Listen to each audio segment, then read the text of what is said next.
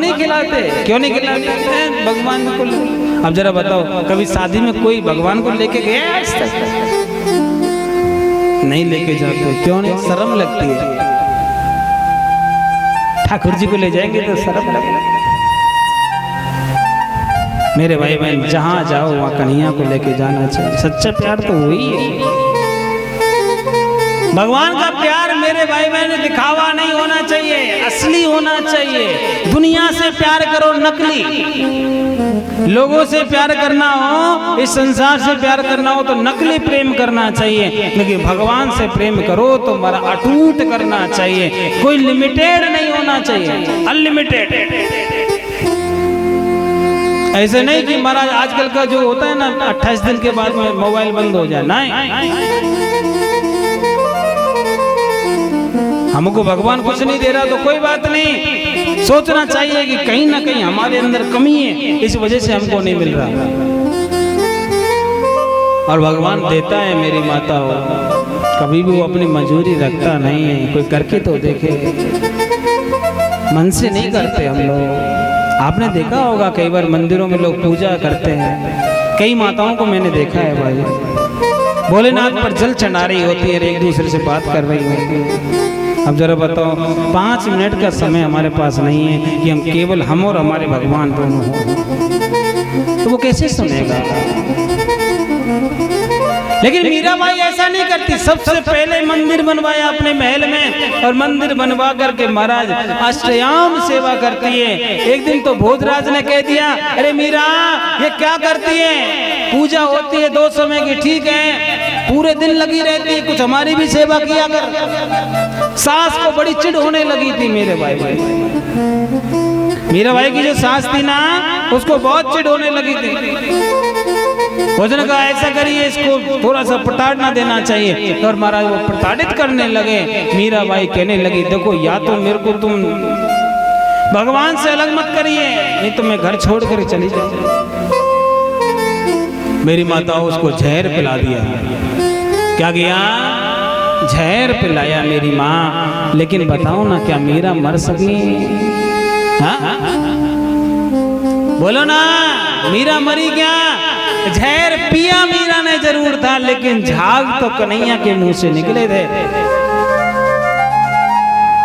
इंसान को कोई मार नहीं सकता जब तक भगवान नहीं चाहे। हमारे यहाँ संत कहते हैं क्या, कि जाको राके साइया मार सके ना को, बाल नवा का कर सके, चाहे सब जग बेरी हो। जिसका रखवाला कन्हैया हो, उसे कोई झेर तो क्या, कुछ भी कर ले, मार नहीं सकता। मैंने देखा है महाराज माताओं, कई फौजी ऐसे होते हैं जिनके यहाँ 5-5, 6-6 गोलियां लग जाती हैं, फिर भी जिंदा रह जाता है। क्यों? 3-3 दिन महाराज पड़े रह जाते हैं, गोली खाने के बाद भी उनको कोई उठाने वाला नहीं होता है, लेकिन फिर भी वो जिंदा रह जाता है। किसके भरोसे? उस गोविंद के भरोसे। मीराबाई महाराज जाने लगे, उसने देखा कि मेरी अब यहाँ जगह नहीं है। राणा ने कह दिया, या तो तू ऐसा करो कि महाराज इस महल में रहो, और या फिर तुम अपने महल को छोड़ करके चले जाओ। गोविंद चाहे तो मेरा महल में तेरे लिए कोई जगह नहीं है, और यदि गोविंद को छोड़ दोगी तो महल के लिए सारी जितनी भी शान शौकत सब तुम्हारी।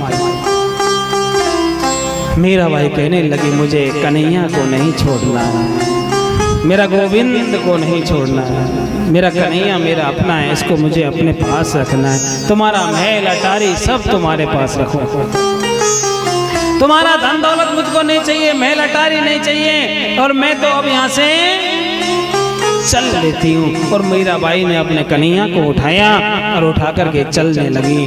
राणा कहने लगा, देवी छोड़ करके जा रही है, लेकिन संसार में याद रखना कोई किसी का नहीं होता है, बिना धन के कोई पूछता नहीं है। मेरी माँ याद हो, इस समय में यदि धन है तो तुम्हारे पास कुछ हो सकता है, लेकिन वो जो समय था ना, उसमें धन की कोई वैल्यू नहीं थी, इंसान की वैल्यू हुआ करती थी।